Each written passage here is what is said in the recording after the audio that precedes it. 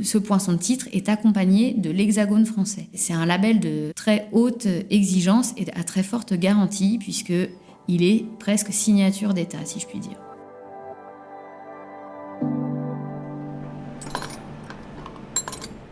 Mais tous les poinçons ne veulent pas dire la même chose.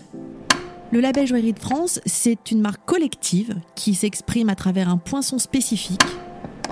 Un hexagone. C'est un engagement extrêmement fort du fabricant. Une confiance dans l'origine du produit. Et puis sur ce qu'on appelle la RSE. C'est d'une excellence de fabrication à la française. Qui prouve encore une fois le niveau qualité encore supérieur des pièces qui sont labellisées. Et qui inclut dans un hexagone le poinçon de titre et le poinçon de maître. Le consommateur peut être sûr à 200% que c'est un bijou fabriqué en France. Bienvenue dans Joaillerie de France, l'empreinte française, le podcast du label. Vous connaissez ce label ? Il vous assure que le bijou que vous achetez est réalisé dans les règles de l'art de la joaillerie française et que le joaillier ou l'atelier qui fabrique votre bijou est labellisé par un process particulièrement exigeant qui garantit son éco-responsabilité, la traçabilité de ses matériaux et l'excellence de son savoir-faire. Cette année, par l'opération L'empreinte française, 5 joailliers ou ateliers présentent ensemble de merveilleux bijoux qui seront exposés dans les bijouteries joailleries de plusieurs villes de façon tournante pour que vous puissiez les découvrir. Dans cet épisode, je vous ouvre les portes d'une maison joaillère labellisée. Je suis Aude Maton, je dirige aujourd'hui la société Roger Maton qui possède la marque Maton Paris.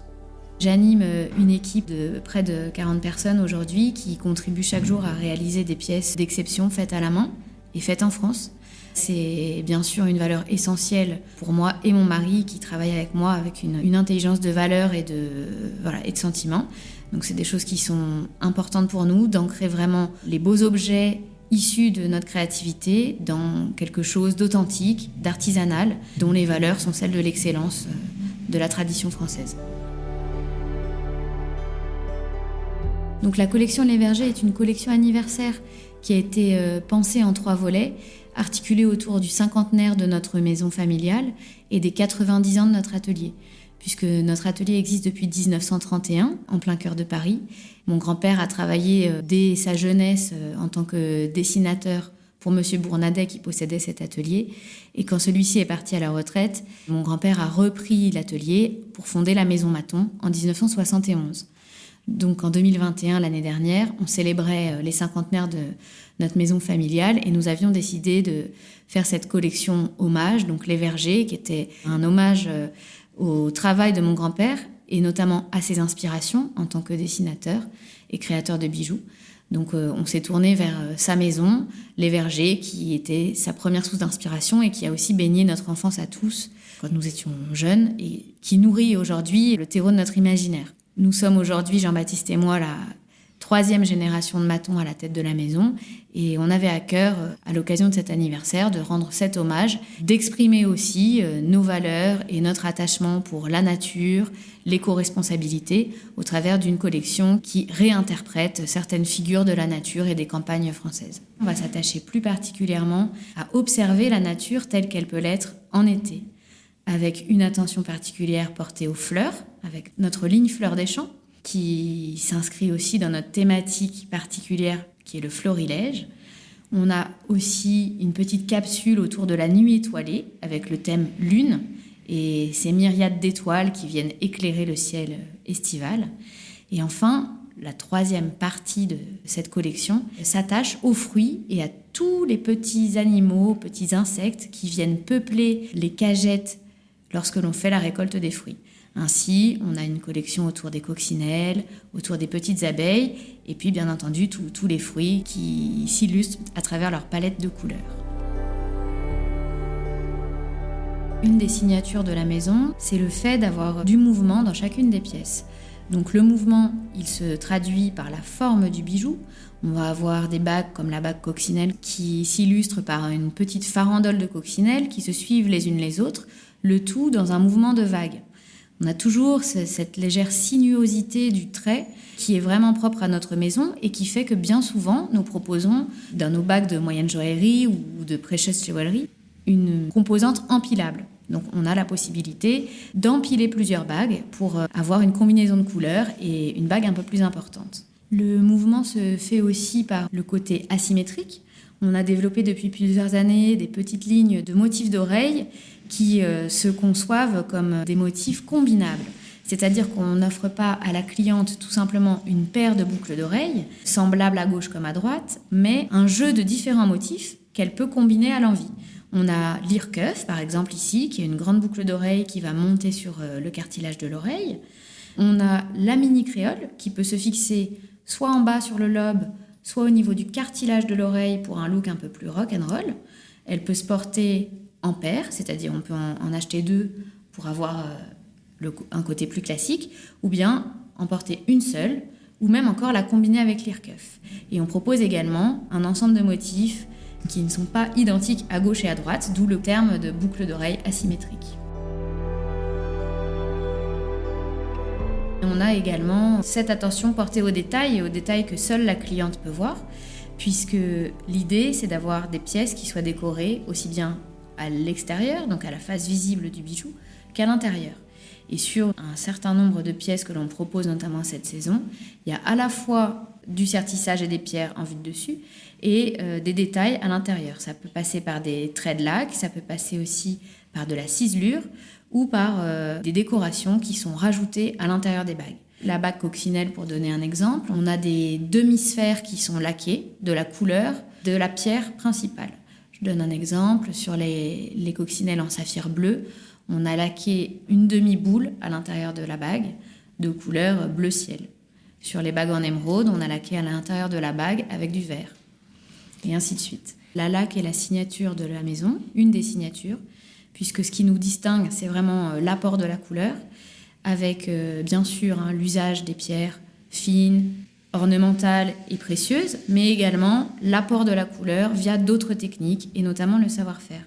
Le savoir-faire chez nous donc, il s'illustre par la mise en couleur qu'on va trouver avec le travail de l'or, notamment la ciselure, le martelage et la gravure. Sur la partie laquage, on a la possibilité d'aller chercher une infinité de couleurs, puisqu'on a cette particularité de savoir faire des mélanges. On travaille la laque comme on travaillerait la palette du peintre, avec des apports de pigments, lesquels sont parfois mélangés pour obtenir une nuance plus ou moins tendre, plus ou moins intense. Et ces pigments sont apportés ensuite dans les cavités du bijou, qui vont être soit des alvéoles qu'on aura modelées à cet effet, soit des cavités qu'on appelle des mises à jour, qui sont à l'arrière des bijoux, ou parfois même à l'arrière des pierres. Les atomes de ces pigments sont ensuite resserrés via une cuisson en bain de glycérine, et c'est ensuite qu'on va pouvoir venir travailler la matière comme on pourrait travailler la matière précieuse, en la limant, en la polissant et en lui donnant tout le lustre qu'on apporterait à une matière précieuse telle que l'or. Donc en fait, on travaille la laque comme on travaille la matière précieuse.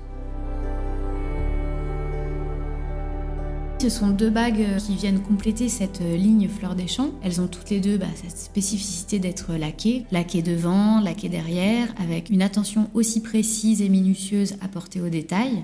Toujours ce motif signature qui est le motif coquelicot, avec le tressage du blé là qu'on peut entendre ici, qui rappelle vraiment le champ de blé lorsque il ploie sous le vent au mois de juillet, et ces différents petits motifs mobiles qui viennent se poser sur les phalanges du doigt. Cette bague liseron est un peu particulière car elle a un porté inattendu, si je puis dire, puisque on peut la porter soit, comme je le disais, le long des phalanges du doigt, donc avec les motifs qui sont tournés vers le haut, dans la longueur du doigt, ou bien dans l'autre sens, où les motifs articulés ploient sur le dos de la main. Et donc tout est articulé, tout est emmaillé, ça permet un grand confort au porté. En ce qui concerne la bague bleuet, on est sur un porté peut-être plus traditionnel dans la mesure où il s'agit d'une bague ouverte en toi et moi, un motif un peu important serti d'un diamant de 30 centièmes et une fleur plus petite, twistée entre les 2 doigts, qui sera elle aussi soulignée par un trait de laque turquoise. ce ne sont pas des grandes séries qui sont fabriquées chez nous, ce sont au contraire des pièces soit uniques, soit très faiblement reproduites, et je dirais presque qu'il n'y en a pas une identique à l'autre, puisque tout est vraiment fait à la main, à Paris, dans nos ateliers, et avec amour, bien entendu.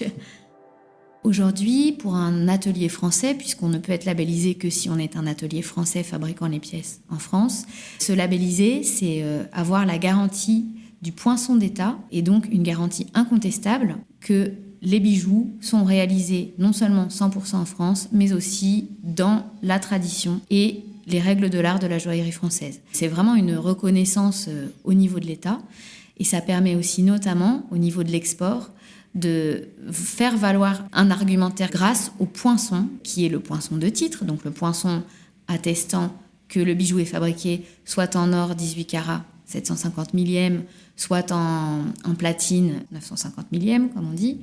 Ce poinçon de titre est accompagné de l'hexagone français. Donc c'est vraiment une preuve, c'est un label de très haute exigence et à très forte garantie, puisqu'il est presque signature d'État, si je puis dire. Ce label apporte vraiment une garantie de traçabilité, d'origine de fabrication. Où mon bijou a été fabriqué, il a été fabriqué en France.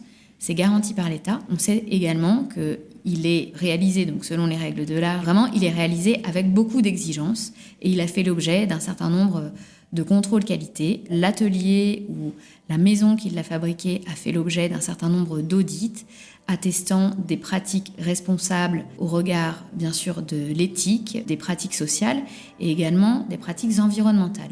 Donc c'est un label qui recouvre un champ de valeurs assez vaste, l'origine de fabrication, la traçabilité et les valeurs de responsabilité qui sont aujourd'hui très importantes pour le consommateur final, qui est soucieux en fait des conditions de fabrication dans lesquelles sont réalisés les objets qu'il achète.